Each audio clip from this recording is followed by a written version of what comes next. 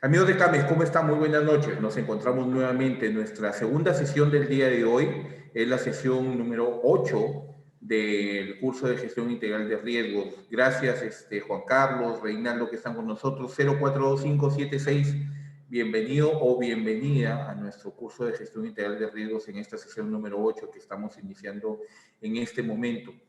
Veníamos conversando acerca del tema de la gestión de riesgo crediticio, que es muy importante. Como les decía desde el comienzo, visto desde la perspectiva no necesariamente de convertirnos en analistas de riesgo, no es ese el objetivo de este curso.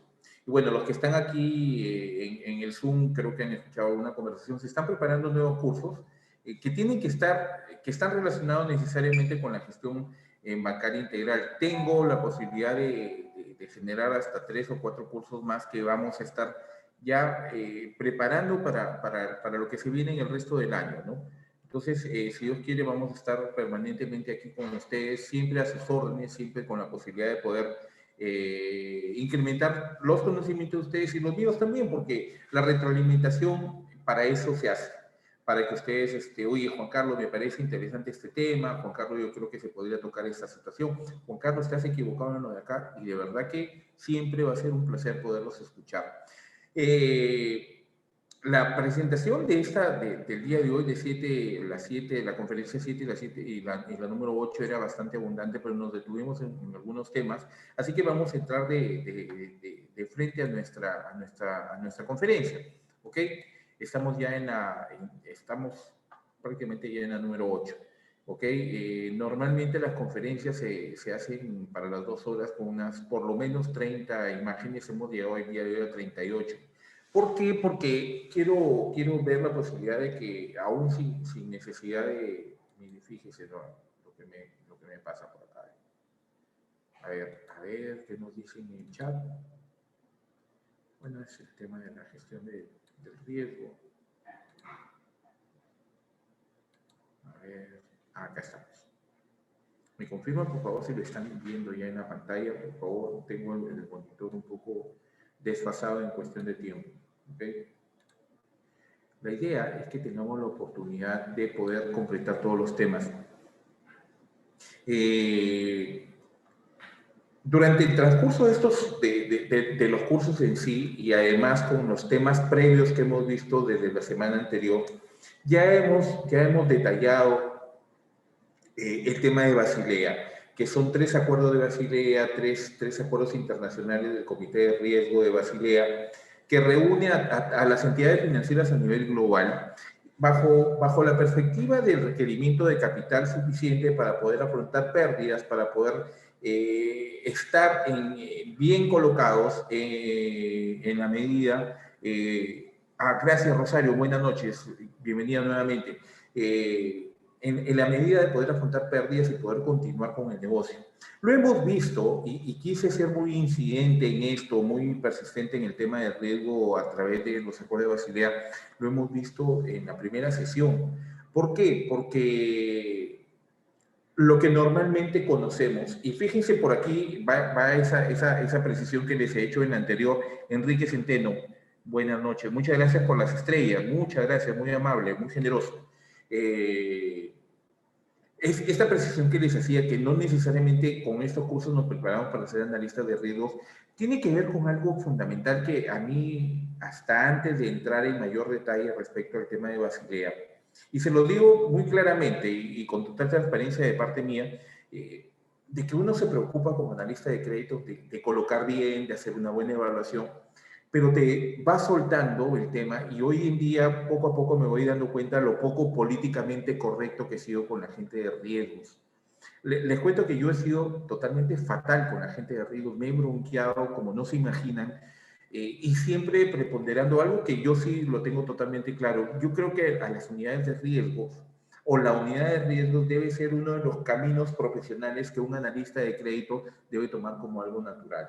¿Por qué? Porque ayer, por ejemplo, que veíamos el tema del perfil y las habilidades gerenciales, encontramos un camino para un analista de crédito que debe tener las habilidades que debe ir adquiriendo en el transcurso del tiempo y de la experiencia.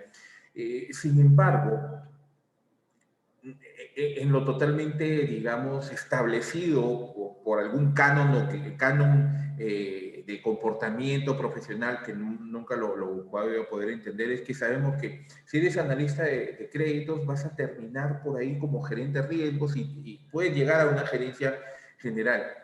Sin embargo, y son muy pocos los casos, tengo un buen amigo, un promoción de mi colegio que inició como analista de créditos en Caja Piura y hoy en día es uno de los mejores analistas de riesgos que tiene. Mi bronca todavía fue con las entidades en donde laboré, porque por entendido y defendiendo mi posición, digamos, comercial como analista de crédito, es que podías encontrar alucinantes, de verdad, alucinantes observaciones de parte de un analista de riesgo sentado en su escritorio frente a su computadora y metiendo datos que le ofrezcan algún... ¿Por qué? Porque, a ver, y esto tiene en conjunto que ver con, inclusive con el tema de inclusión financiera y la tan manida, tan mentada transformación digital. A lo que yo todavía he aspirado es que las decisiones de otorgamiento o no otorgamiento, de que este crédito pueda ir o no pueda ir, no tengan que pasar necesariamente por resultados de un análisis estrictamente tecnológico, sino por la decisión y criterio de personas como tal, que tienen el criterio necesario para determinar esta operación va por esto, por esto, por esto, esta operación no va por esto, por lo otro. Bajo esa perspectiva es que yo siempre luchaba en las instituciones a que se consideren a analistas de riesgo que tengan una experiencia previa como analistas de créditos. Yo les decía que hayan quemado suela en la calle, que hayan vivido lo que vive un analista de crédito para conseguir una operación de crédito. Y bajo esa perspectiva y bajo mi propia experiencia, es que si yo me sacaba la mugre, me sacaba el ancho para traer mis créditos, esos créditos yo los defendía con uñas y dientes. Y cuando me refiero a defender con uñas y dientes es porque venía ya con una muy buena información recogida, con los cruces de información necesarios, con la empatía realizada con el cliente para llegar a hacer mi trabajo de gabinete y armar una operación que finalmente se caía porque el analista de riesgos consideró en su criterio, sin conocer al cliente, sin haber pisado la calle, que no iba, pues. Y de verdad muchas veces habían observaciones que no tenían sentido. Yo me convertí en algún momento en el enemigo público número uno de las oficinas de riesgo de casi todas las instituciones donde laboraba. Era muy antipático para ellos. Pero bajo esa perspectiva igualmente es que con el tiempo te vas dando cuenta que tenías que hacerte amigo, digamos, por ponerlo en un contexto inclusive hasta casual o coloquial, tenías que hacerte amigo del enemigo. Entonces comencé a comprender que debía pensar como el analista de riesgos. Es por ello que la orientación que le doy a estos cursos tienen que ver necesariamente con la mitigación de riesgos. Porque parte de la motivación que buscas como analista de crédito es que tu trabajo sea reconocido. Y no que te aplaudan o que te den mayor sueldo. No, no, no. El reconocimiento empieza porque, oye, está muy buena tu evaluación. Oye, tu crédito va por esto, y encima el reconocimiento viene además porque cuando te hacen una auditoría de cartera, tu cartera pasa totalmente limpia, sin observaciones, o si tienes observaciones son mínimas en número y también mínimas en incidencia, en gravedad de observaciones. Entonces, a partir de ello es que yo vivía, y ahorita lo puedo decir con total transparencia, tal vez vivía engañado pensando que Basilea es solamente el tema del riesgo crediticio. Y conforme fui creciendo profesionalmente, me di cuenta que no era así, que los acuerdos de Basilea, y yo lamentaba a Basilea a todo el mundo desde mi perspectiva como analista de crédito y me los sabía al revés y al derecho, pero poco a poco te das cuenta que los requerimientos de capital, primero, no tienen que ver con dinero en efectivo en sí mismo, como alguien me quiso hacer una observación la vez pasada, correcta la observación, bajo el punto de vista de lo que le decía hoy día al comienzo, de que a veces uno habla en la intención, en la idea de que el resto habla el mismo idioma que nosotros. Y no por falta de conocimiento, sino porque queremos decir que todo el mundo habla igual que yo o que mis ideas son las mejores, a veces. Entonces, no va por ese camino, sino por el tema de que a veces estás por sentado cosas que no lo son. y una de las cosas que uno puede dar por sentado es que sí, pues los que están al frente de nosotros, de mí, en este caso ustedes, deben conocer lo que yo estoy hablando y no necesariamente están viniendo a aprender. Entonces, bajo esa perspectiva es que hoy día vamos a ver ya prácticamente los resultados de Basilea a partir de lo que nos piden como pilares de lo que son en sí Basilea, porque es necesario que esta aplicación de Basilea tenga incidencia, sobre todo por el objetivo de Basilea de los acuerdos de Basilea, que son los requerimientos de capital para que la institución financiera a nivel global pueda cumplir con afrontar pérdidas, con superar esas pérdidas y conseguir trabajando. Bajo ese punto, dicho esto, es que saquen ustedes sus conclusiones a diciembre del año 2020. Si alguien me puede decir, ya ahorita ya la bronca no está con el tema de la ley muy populista, antiusura, que no, ya fue observada por el Ejecutivo y esperemos que no se lleve a cabo esa ley. Ya vamos a sacarnos de esa, a desperjudirnos de eso.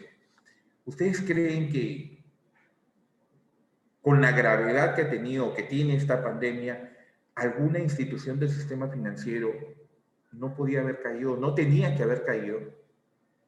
Se dan cuenta que las medidas tomadas por superintendencia, las medidas tomadas individualmente por cada una de las instituciones no han sido las mejores.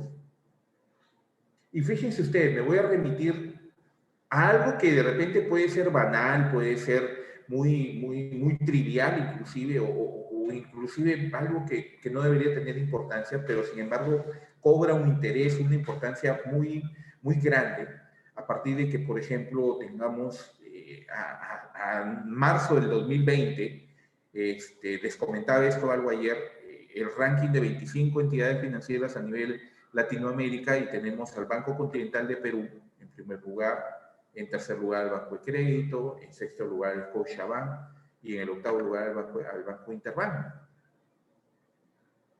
Entonces, que se ubiquen en esas posiciones expectantes, en esas posiciones de liderazgo, están en el top 10 todas estas instituciones del sistema financiero peruano, quiere decir que algo bueno están haciendo.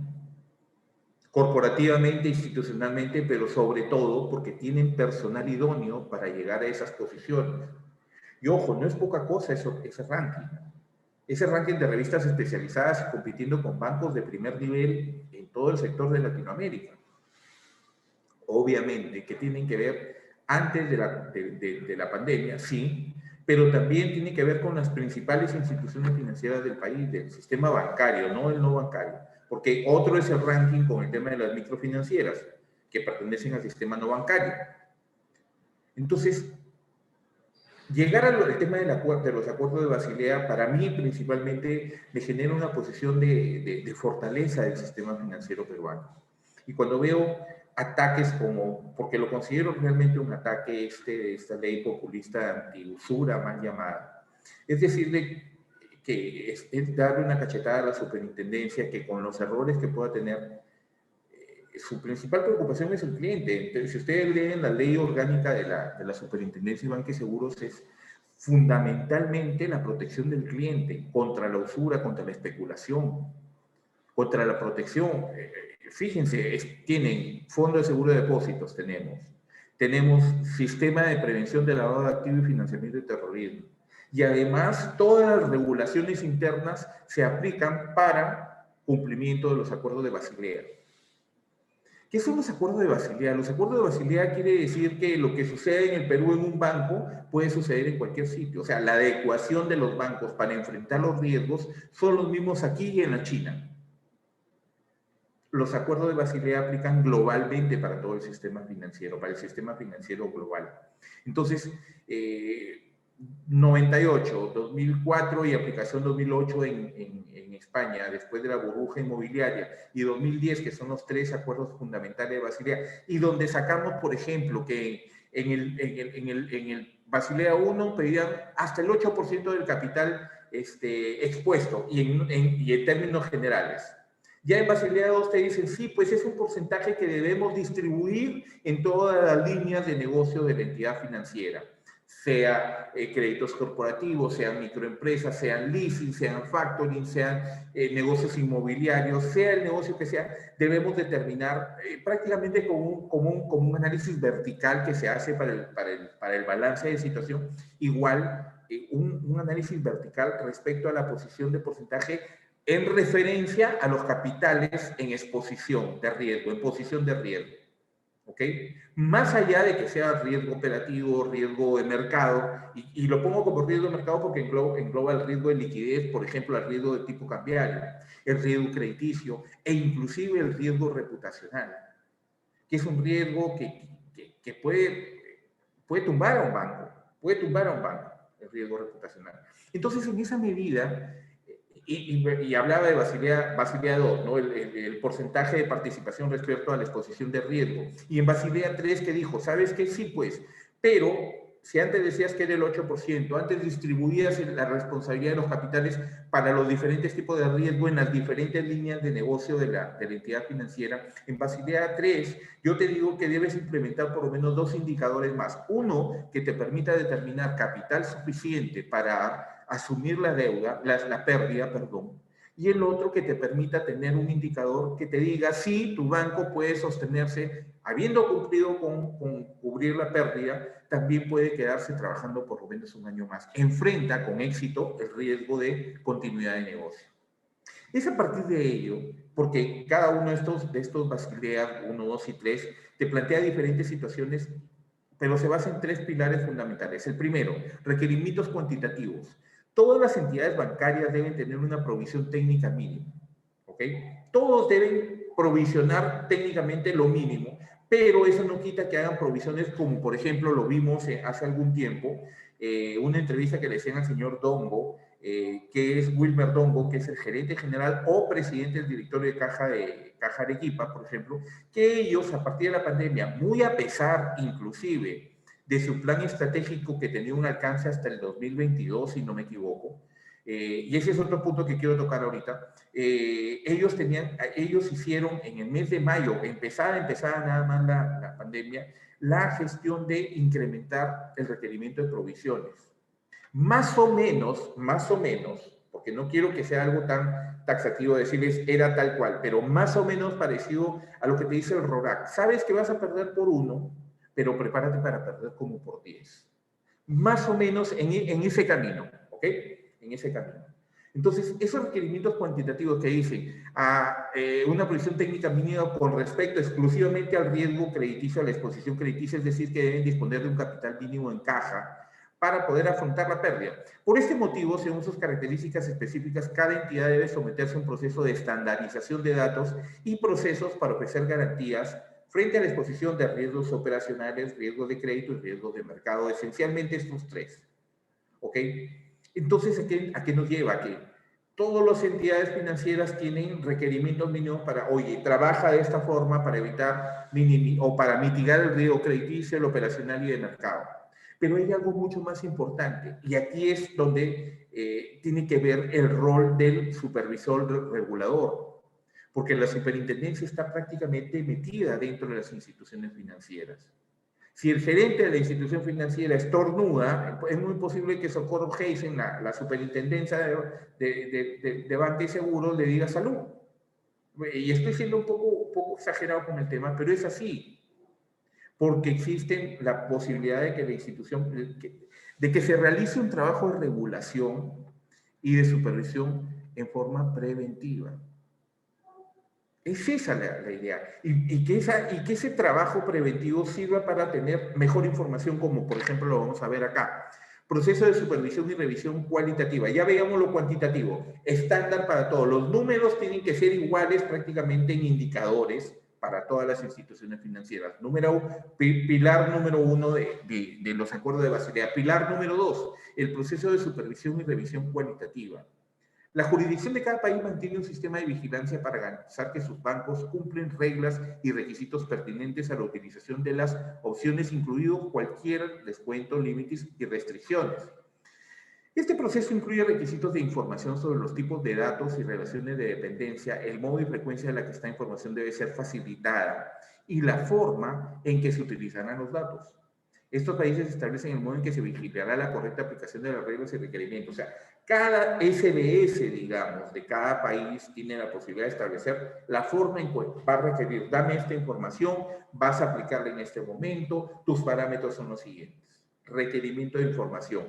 A través del manejo de una supervisión, pero ya no a nivel solamente de números, sino también de procesos cualitativos. ¿Cómo estás llevando a cabo este procedimiento?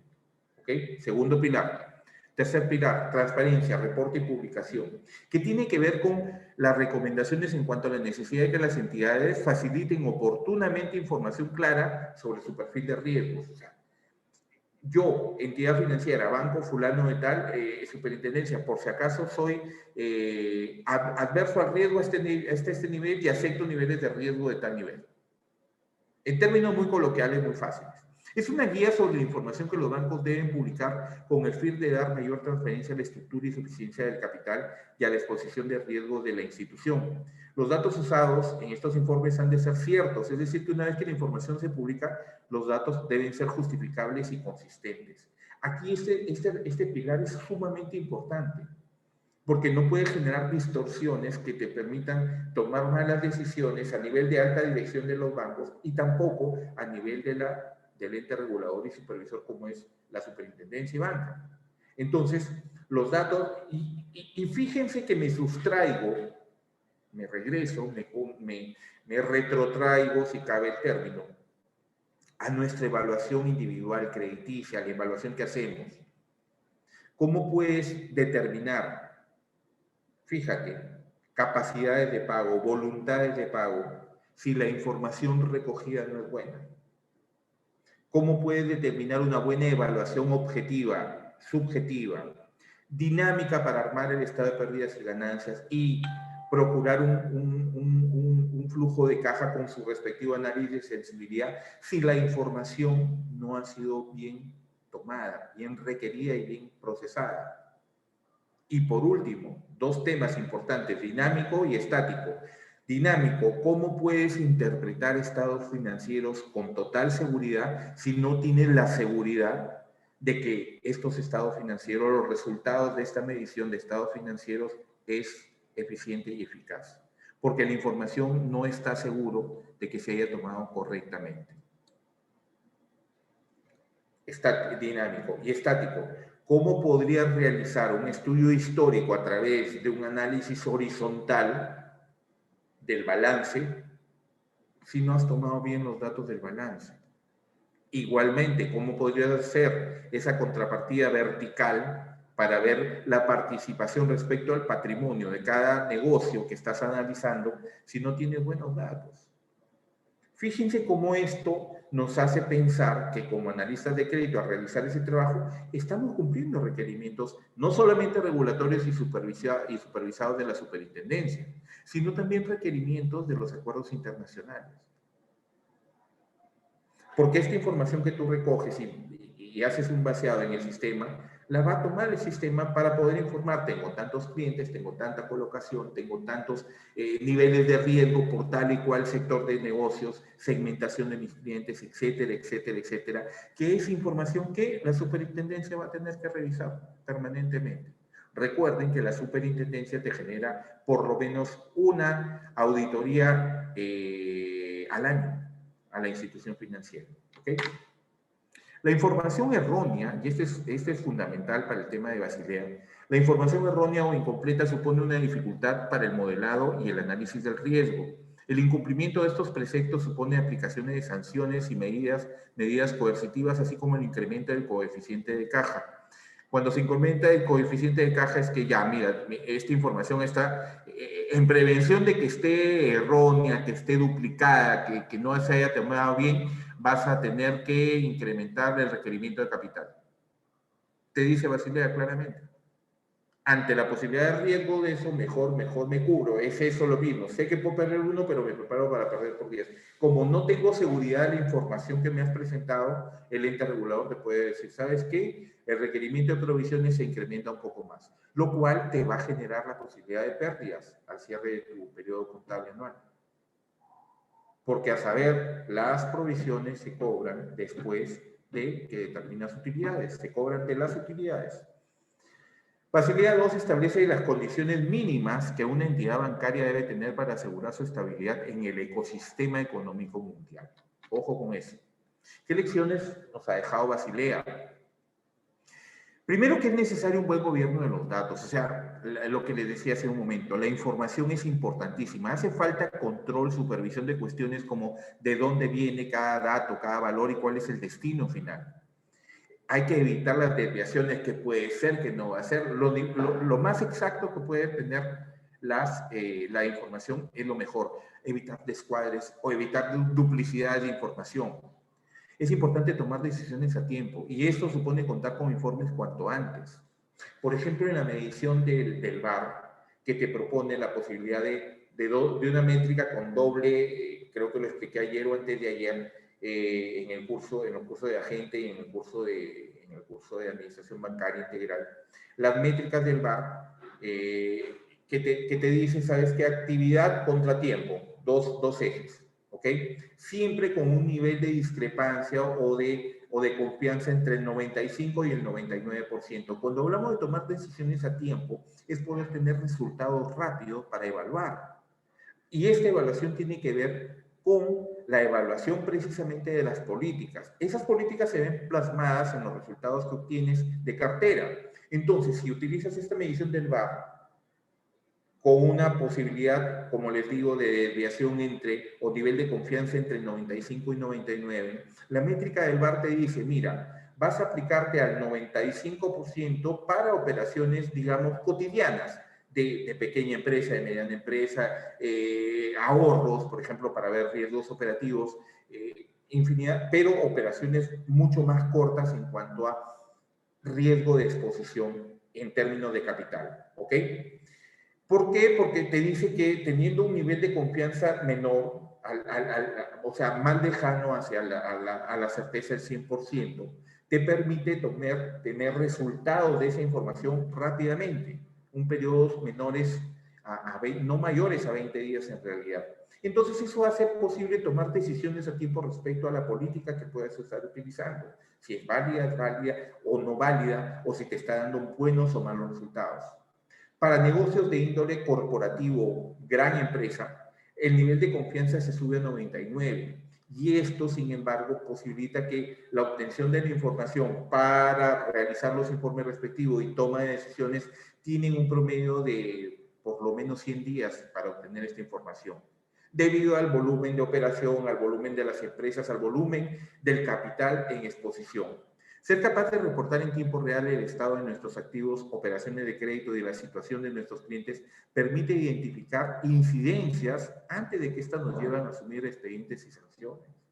Y ahí está para mí, aunque les pueda sonar un poco loco de mi parte, en ese punto es donde está la esencia de la mitigación del riesgo. Porque no hay peor sanción o expediente que pérdidas. Me pueden castigar, me pueden decir, ¿sabes qué, Juan Carlos? Estás suspendido una semana. Perfecto.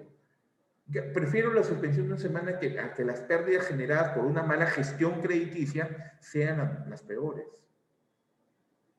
¿Me entienden? Es por eso que es necesario que respiremos riesgo en nuestras actividades cotidianas, para saber que tenemos siempre consecuencias de las acciones que tomemos. Busquemos siempre las consecuencias positivas. Por lo tanto, hay que trabajar de la mejor manera posible. Y en el caso del tema en referencia a los acuerdos de Basilea, la información es precisa. Entonces, tu chamba como analista, como asesor de crédito, como gestor de plataforma de atención al usuario, como jefe de operaciones, como cajero, es que la información sea lo más precisa posible. No dejen, de verdad, no dejen nada al azar. Y si es posible que no encarguen buscar la información a otra persona, sería mucho mejor. Háganse cargo ustedes. Los reguladores requieren que los bancos adapten sus procesos rápidamente y no atiendan a la idiosincrasia de sus activos ni a las inversiones realizadas, que a veces son de largo plazo, son de lenta realización, de lento procesos de pago, de lento proceso de acondicionamiento a informes, a reportes. Por eso es cuando es importante ser capaz de reaccionar cuanto antes en cuestiones a la gestión eficaz de los datos. Rápido, tienes un dato, procésalo, interprétalo. Interprétalo. La calidad de datos debe medirse y reportarse para justificar nuestros informes. Es decir, yo informo tal cosa y yo considero tal o cual situación porque el informe me dice esto, por lo tanto, en la teoría me dice que si sale este resultado, lo interpreto y emito una opinión acertada. Se debe realizar un monitoreo proactivo de los atributos clave de los productos bancarios, de los clientes y de los procesos. El monitoreo tiene que ser efectivo para la toma de datos, tiene que ser efectivo para el perfil del cliente, tiene que ser efectivo para determinar que los procesos que se están realizando para el cliente y para el producto en sí son oportunos y son los mejores para obtener las mejores métricas, las mejores mediciones y a partir de ello tener una muy buena gestión y administración de los mismos. El objetivo de Basilea es que la generalización de las buenas prácticas bancarias y su homogenización internacional, porque esto va a permitir realizar negocios globales, va a permitir internacionalización de negocios peruanos. Ustedes se dan cuenta que sin un manejo bancario, financiero, por ejemplo, AGE no estaría en el mundo. ¿Saben de quién hablo con AGE? Biscola, Cola Real y todas estas. Biscola es una de las gaseosas que ha desplazado en algunas zonas de Estados Unidos, la parte sur sobre todo, y de Centroamérica hacia Estados Unidos, en la ocasión e en preferencia del gusto, por ejemplo. Y no estoy haciendo propaganda, estoy hablando de que una homogenización y generalización de buenas prácticas bancarias puede llevar a que negocios, buenos negocios, con muy buena gestión en el Perú puedan internacionalizarse y llevar nuestras marcas hacia afuera. La reconciliación de los puntos de vista financieros contables, de la gestión del riesgo sobre la base de información acumulada de las entidades, otro de los objetivos. Y por último, la transparencia financiera a través de la homogenización de los informes de riesgos publicados por los bancos. ¿Okay? Es decir, que la información siempre debe ser pública y verídica. Las entidades bancarias deben tener capacidad de reacción y de gestión eficaz a la exposición al riesgo con sus clientes, con el fin de corregir posibles errores siempre a tiempo. Tienen que adaptar su funcionamiento para poder moverse en todo momento al ritmo del regulador. Y el regulador, de verdad, que no se imaginan lo insistente que puede llegar a ser, en función de la evolución de la economía y de las especificaciones de cada país. He tenido, no sé si decir el éxito, de siempre dentro de las instituciones haber sido elegido por tu jefatura para que atiende a la SBS que ha llegado, oye, mi cartera, oye, no te preocupes, este mes la gerencia sabe que estás metido en esto, así que el requerimiento, bueno, y te dedicabas porque, y ese es otro tema de tu perfil como tal, porque si tú logras perfilarte como alguien ordenado, como alguien que tiene los datos aquí, a mí me pasó eso, tengo no solamente el cuerpo, tengo buena memoria de elefante, de verdad. Y es importante eso porque retienes datos que a veces a la gente se le va. Y a partir de esos datos que se requieren en un momento determinado, puedes resolver cosas rápidamente. Es por ello que esta importancia de la toma de buena información es relevante por donde lo quieras ver. Basilea III nos dice que los acuerdos de Basilea III se refieren a un conjunto de propuestas de reforma de regulación bancaria publicadas a partir de diciembre del 2010. Basilea III es parte de una serie de iniciativas promovidas por el Foro de Estabilidad Financiera para fortalecer el sistema financiero tras crisis, como por ejemplo el de las burbujas hipotecarias inmobiliarias en España y en Estados Unidos en el año 2008. La reforma fue motivada tras observar que tras la gravedad de la crisis, muchas instituciones no contaban con las reservas suficientes para hacer frente a una crisis de liquidez. Ojo con eso, porque podemos ver a veces muy lejanas las cosas y cuando menos pensaste tienes un COVID encima. ¿Te das cuenta? Porque nadie puede determinar que tiene la varita mágica ni la bola de cristal para adivinar que esto podía pasar y que nos podía llevar a los niveles que nos puede estar llevando si no gestionamos, administramos y medimos el riesgo crediticio permanentemente. Y vamos a empezar algo que mañana ya lo vamos a ver, inclusive con mayor incidencia. Con mayor incidencia. Tenemos buen tiempo, creo que lo vamos a terminar totalmente esta parte. Quise sacar algunos temas que yo ya había tocado anteriormente porque no son, considero, pertinentes, como el tema del crédito comercial, porque finalmente el crédito comercial es una desviación, digamos, del crédito financiero, bancario, que normalmente estamos acostumbrados a ver, ¿ok? porque finalmente los niveles de riesgo que se pueden exponer a través de una institución comercial totalmente diferente a la financiera tienen otras métricas, otra forma de tomar, por ejemplo, lo que acabamos de ver con Basilea, la información pertinente para tomar decisiones rápidamente. Porque finalmente una entidad comercial que te dicen, alguien te está dejando de pagar, no le vuelvas a dar crédito. Pero no enfrentas niveles de provisiones o exigencias de provisiones tan grandes como esto. Por eso les hago la mención porque estaba dentro de lo que había planeado inicialmente y bueno, al enviarle la información no lo retiré. El crédito. Los más importantes son los créditos de consumo, los créditos comerciales y los créditos hipotecarios. Si quiero ser un poco lingüista con esto, la palabra crédito viene del creer, de confianza. Yo creo en ti, por eso te doy este dinero. Yo creo en ti, por esto presto ese servicio con la promesa de que me lo vas a pagar más adelante. No me lo puedes pagar en este momento, me lo pagas después. Eso es el crédito.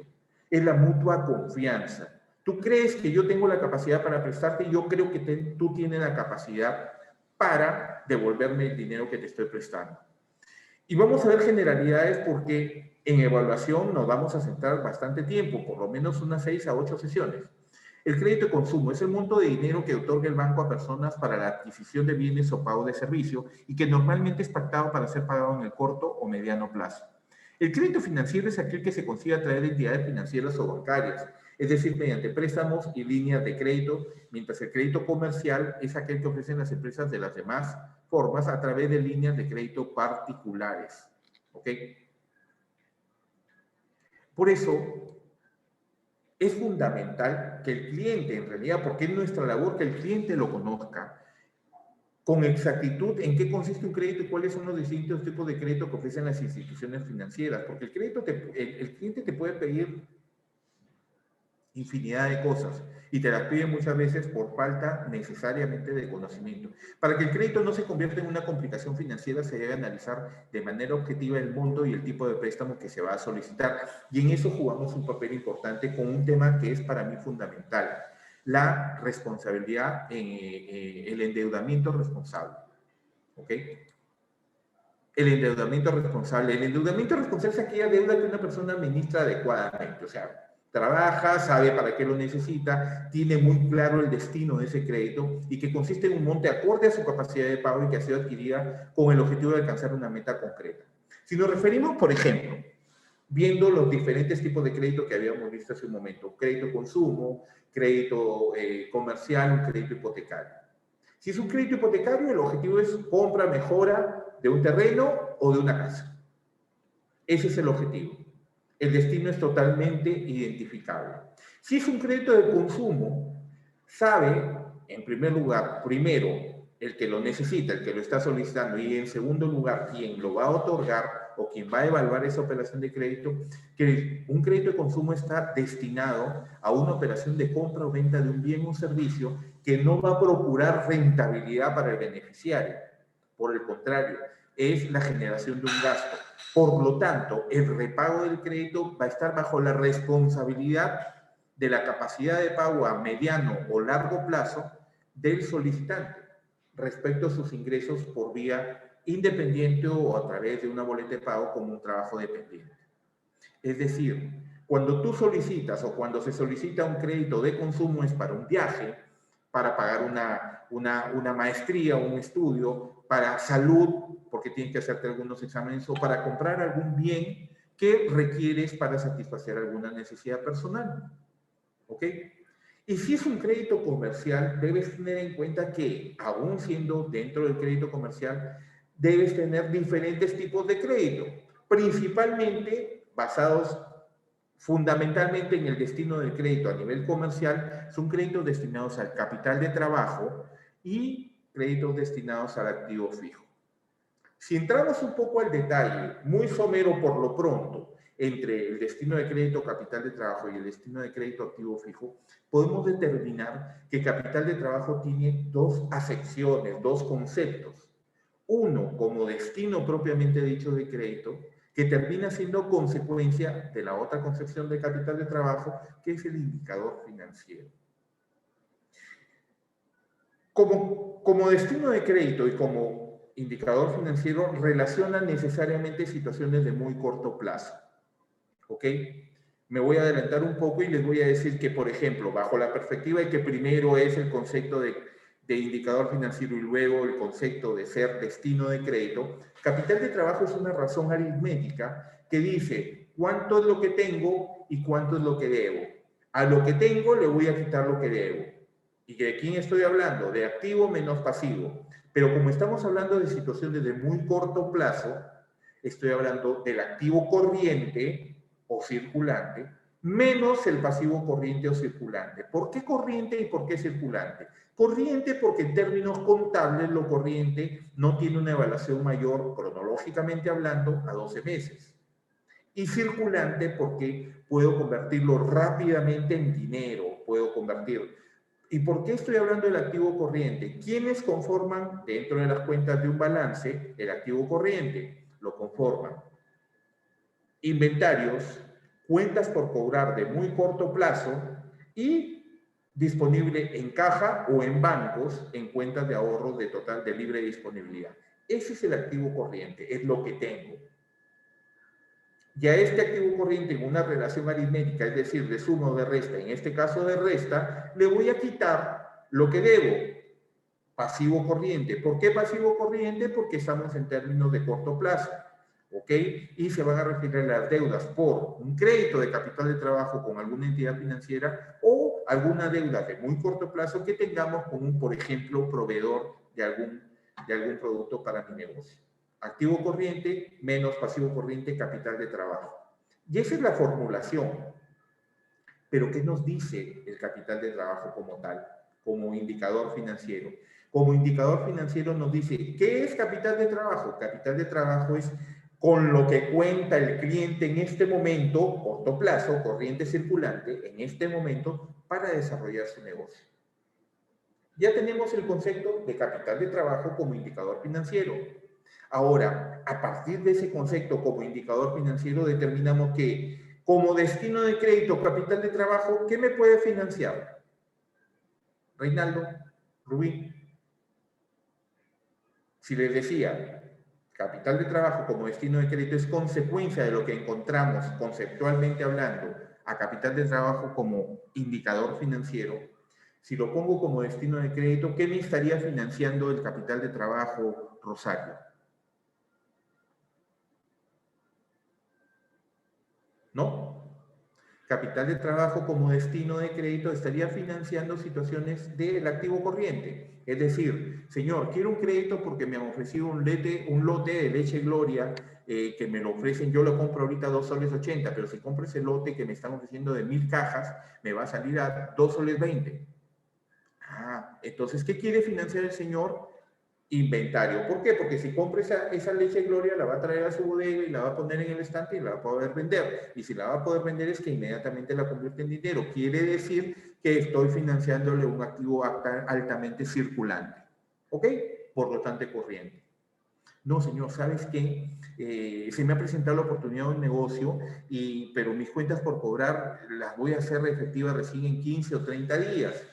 Necesito un financiamiento para cubrir ese bache que me va a dejar esas cuentas por cobrar, por favor, y urgente, porque tengo que comprar una mercadería o tengo que pagar un servicio de alguien que realizó un trabajo en mi negocio. ¿Estoy financiando qué? Cuentas por cobrar de corto plazo, activo corriente, capital de trabajo, por lo tanto. ¿Lo tenemos claro? Perfecto. Capital de trabajo como destino de crédito va a financiar partes o totalidad del activo corriente. Pero ¿quién me financia el activo no corriente? ¿Y por qué se llama activo no corriente? Porque su valoración podría tener mayor a 12 meses, contablemente hablando. Primero, no corriente. Por lo tanto, es no circulante también, por supuesto. ¿Por qué no circulante? Porque no necesariamente al ponerlo en venta, en ejecución de una venta posible de este activo fijo, lo puedes vender rápidamente y convertirlo rápidamente en dinero. ¿Quiénes conforman el activo fijo? El activo fijo lo conforman inmuebles, maquinarias y equipos de propiedad del negocio. En este caso, el titular del negocio. Entonces, si tenemos un crédito como destino de crédito al activo no corriente o al activo fijo, es que estoy comprando algún inmueble, maquinario de equipo que puedo proponer un cronograma de pago mayor a 12 meses por lo menos. se dan cuenta. Y miren, fíjense que un tema tan sencillo como el endeudamiento responsable, y de repente yo podría dejar de lado el mencionar el tema del endeudamiento responsable, pero nosotros en nuestro papel de agente del sistema financiero jugamos un papel preponderante respecto al endeudamiento responsable. Sin necesidad de chocar con nuestras metas comerciales, nosotros podemos hacer que el cliente entienda que no es necesario endeudarse inmediatamente o a la loca, o a tontas y locas, como dicen en algún sitio. ¿Ok? Debes entender que endeudamiento tiene ventajas y desventajas. ¿Qué ventajas? Puedes acceder fácilmente a crédito para comprar lo que necesitas, puedes invertir en formación, estudios, obtener dinero rápidamente, plazos acomodados a tu propia situación, porque es parte de la evaluación crediticia, y tener vinculaciones tendrá mejores beneficios, mejores condiciones, en mediano y largo plazo, mejores tasas de interés, mejores condiciones del crédito. ¿Qué desventajas? Que devolver lo prestado además de intereses en un plazo pactado.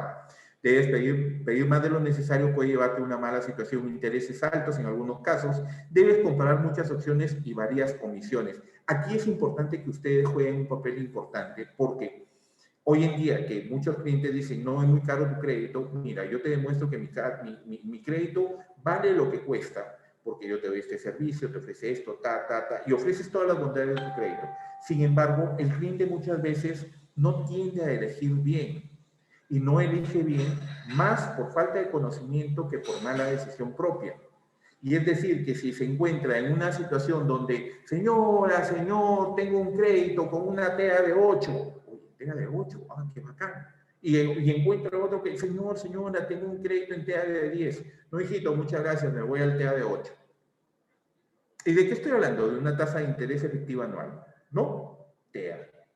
Sin embargo, cuando ya aprovechó el que le ofrece a 8, ya le evaluó, ya, señora, venga a desembolsar. Usted va a pagar una TCA de 15%. Uy, Lotito, tú me dijiste 8. Ah, no, señora, sí, disculpe, pero es la tasa de efectiva anual. Y la tasa de costo efectivo anual incluye, por ejemplo, el seguro de esto, el gasto administrativo de acá, la tasa de acá, y el costo se elevó tremendamente. Ah, ya, entonces, ¿sabe qué? Te dice el cliente, vengo mañana. Y en ese que vengo mañana se va a preguntar al de TEA de 10. Y el TEA de 10 le dice, no, señora, mi TCA es de 12. Yo puedo conseguir la plata un poco más caro, fíjate, porque tiene la racionalidad o la racionalidad de tener que explicarle el costo del producto. ¿Por qué el cliente se queja del precio de un crédito? Se queja porque no conoce el costeo del producto. ¿Que es necesario que se lo digas al detalle? No, pero sí es importante que por lo menos le expliques que una tasa de interés alta corresponde primero a los niveles de riesgos que ese crédito puede suponer para la entidad financiera.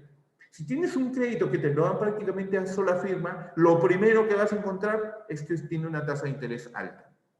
Porque ese nivel de riesgo, ustedes, bueno, no creo que lo recuerden, pero existía hace muchos años la banca de consumo.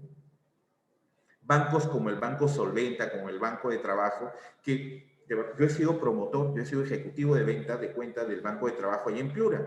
Y prácticamente salías a la puerta, oye, ¿quieres plata? Ven, tu DNI ya, tu recibo lo tienes acá, pero firma, vaya abajo a desembolsar y desembolsaba.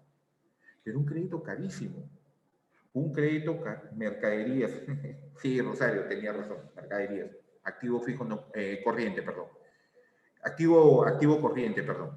Y era un crédito demasiado caro. Entonces, muchas veces la decisión de por qué institución ser atendido va a pasar por el conocimiento que tenía el cliente.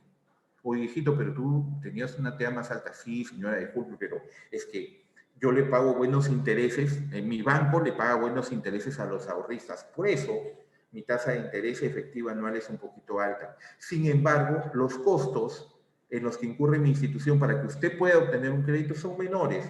Por lo tanto, mi TCA, al ahorrista le pago una TREA, tasa de rendimiento efectivo anual, buena, alta, pero mi TCA no necesariamente es tan alta porque mi costeo del producto es menor que el del otro banco.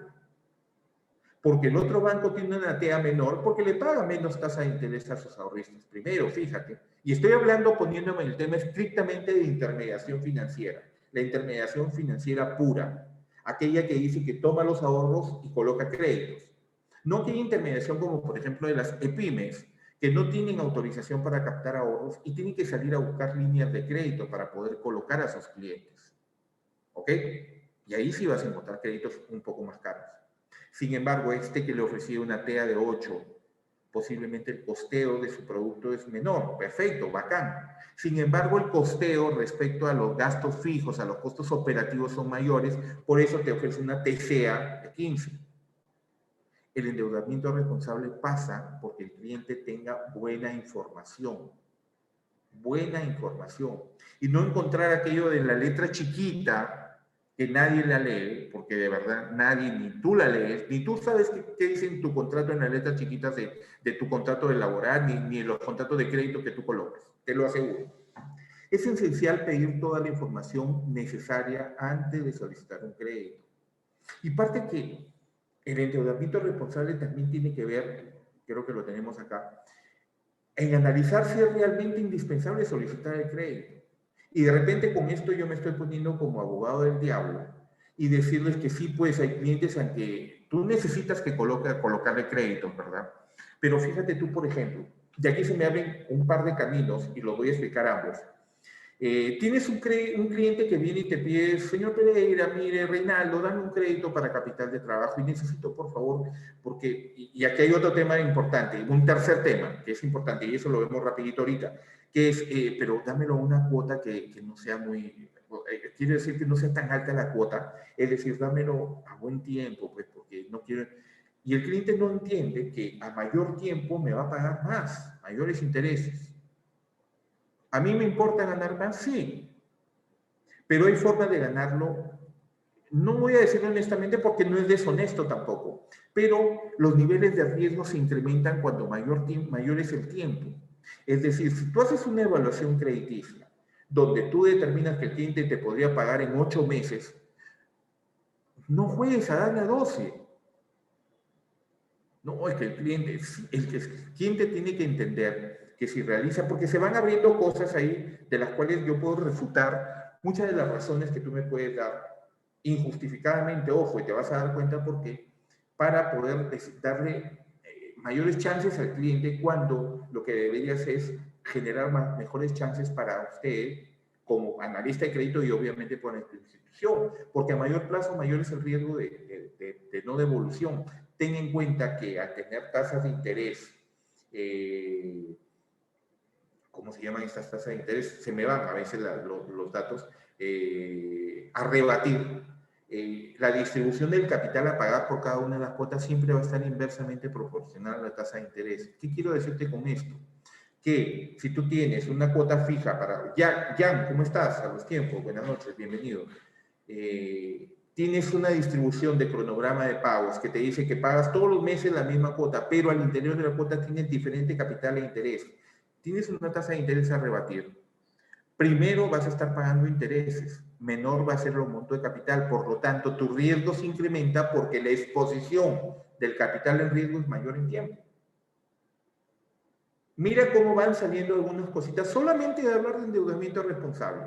Pero vamos, regreso al tema inicial. Entonces, el cliente te dice, ya dámelo. Primero le estableces esto. No, señor, no se preocupe, no es necesario que usted saque un crédito de tanto tiempo porque me termina pagando. No, Juan Carlos, es que fíjate que... Pero asegúrame que tiene la posibilidad de un crédito paralelo, ¿eh? Porque en el otro banco me dan créditos paralelos. Personalmente, nunca he sido muy afecto a tener varios créditos paralelos u otorgar créditos paralelos al cliente.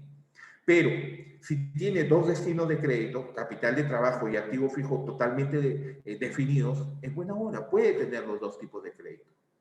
Sin embargo, el cliente cuando te habla de créditos paralelos es que si necesito algo más, me das otro crédito pues también a 12 meses. Ese tipo de comportamiento es el que tú debes zanjar desde el saque. ¿Y cómo lo puedes hacer?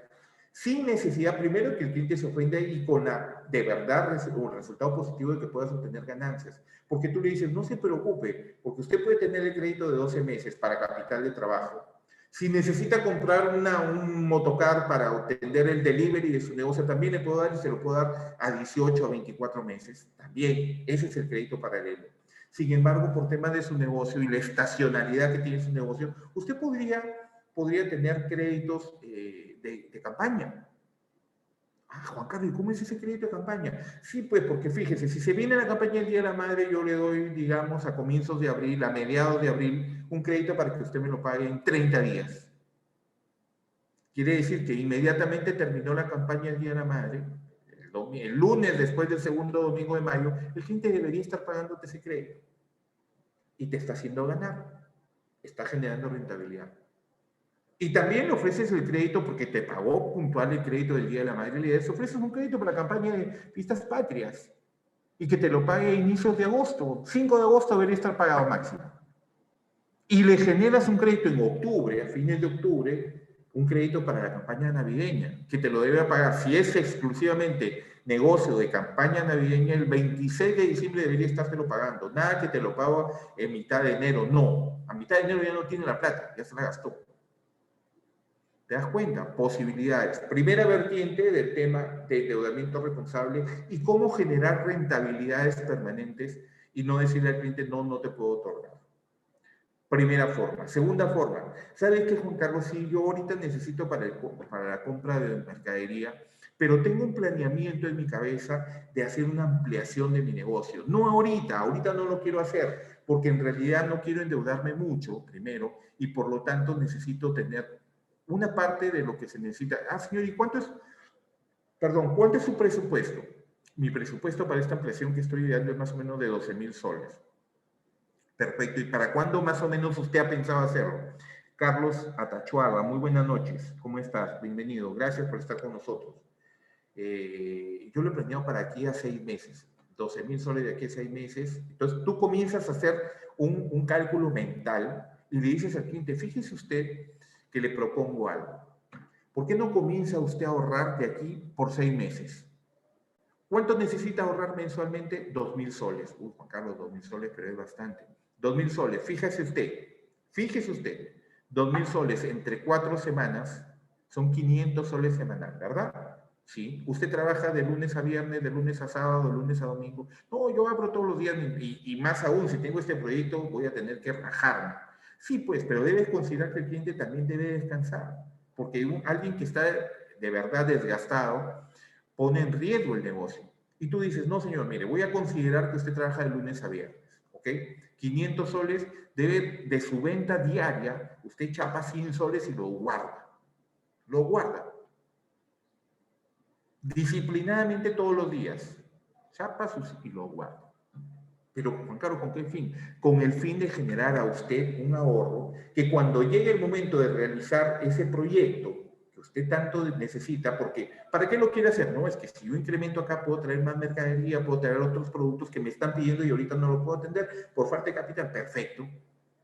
Entonces, no vamos a hacer que ese proyecto sea una traba para usted para desarrollarse, porque más bien si llega el momento, con este ahorro, usted pide menos plata para ese proyecto, voy a poder darle un paralelo para que implemente la mercadería de esa ampliación. Religiosamente el cliente deposita sus 100 soles en una cajita, Llegado ya el proyecto, señor, no lo hizo, de repente se puso irregular en algunos puntos, pero ¿sabe que Juan Carlos se reunió 10,000 soles? Ya me falta solamente 2,000, o me espero un mesecito más de ahorro, o mejor me das ahorita los 2,000 y te lo pago, ya no te lo pago en 18 meses porque es activo fijo, te lo pago en 3 meses, porque ya el cliente observó capacidad de ahorro. ¿Te das cuenta? Entonces, tu responsabilidad de participación en un endeudamiento responsable es darte cuenta que es fundamental, porque es educación en la cultura, primero de ahorro, en este caso del cliente, y segundo, una cultura de pago. El cliente sabe que si paga puntual, siempre va a tener beneficios. Analizar si realmente es indispensable solicitar el crédito, reflexionar si por el contrario es posible alcanzar la meta a través de ahorro, lo que les acabo de decir, o mediante el ahorro más un crédito, teniendo claridad en cómo va a usarse dicho financiamiento. Un crédito de largo plazo puede ser tentador por el monto de la cuota. Una cuota mínima te dice, ay, menos mal, me libré, no tengo una cuota tan alta. No obstante, es que es necesario recordar que el valor que pagará por intereses se incrementará. Se nos acabó el tiempo, otra vez. la tiranía del tiempo. Pero tenemos bastante tela por cortar y lo vamos a hacer mañana sobre este mismo tema ya y entrando cada vez más al tema de la evaluación crediticia. Les ofrezco para mañana, y a esto me iba a ir porque mañana vamos a terminar esto, y vamos a comenzar inmediatamente con el tema de la evaluación crediticia, ¿ok? Este es mi correo electrónico. Les sugiero, les pido, les invoco. Yo lo voy a transmitir a la gente de CAMEX directamente porque ya le distribuyen el material. Hay un material en Excel que es importante para el tema de las evaluaciones crediticias. Son formatos ideados por una caja municipal que son súper didácticos para el tema de desarrollar la parte práctica que vamos a ver a partir del día de mañana, si Dios quiere, si no el día sábado. ¿Ok? Se refieren a 3 tipos de evaluaciones. Una comercial, negocio de bodega, totalmente idóneo para el tema de explicativo. Uno de producción, que es la confección de bolsas de plástico, un negocio de verdad que no sabía primero que existía y segundo que fuera tan bueno. Y tercero, un negocio de servicios. ¿Ok? Son datos muy importantes. Aquí está mi correo electrónico, por favor, tienen hoy lo que termina ahorita la sesión o durante todo el día de mañana para que me puedan escribir y solicitármelo. Con todo gusto se los puedo facilitar. ¿Ok? Es un gusto estar con ustedes. Nos vemos mañana a las 7, de 7 a 8 y luego de 9 a 10 en nuestro curso de gestión integral de riesgos financieros. De verdad que es un gusto siempre estar con ustedes y va a ser mucho más gusto siempre contar con su presencia. Por favor, cuídense mucho, lávense las manos, mantengan la distancia social, utilicen adecuadamente las mascarillas si es que tienen que salir. Si es preferible que no salgan, va a ser mucho mejor. Muchas gracias por estar aquí siempre acompañándonos. Gracias a todos, que tengan unas muy buenas noches, que les vaya recontra bien y que siempre Dios los bendiga. Muchas gracias, nos vemos mañana.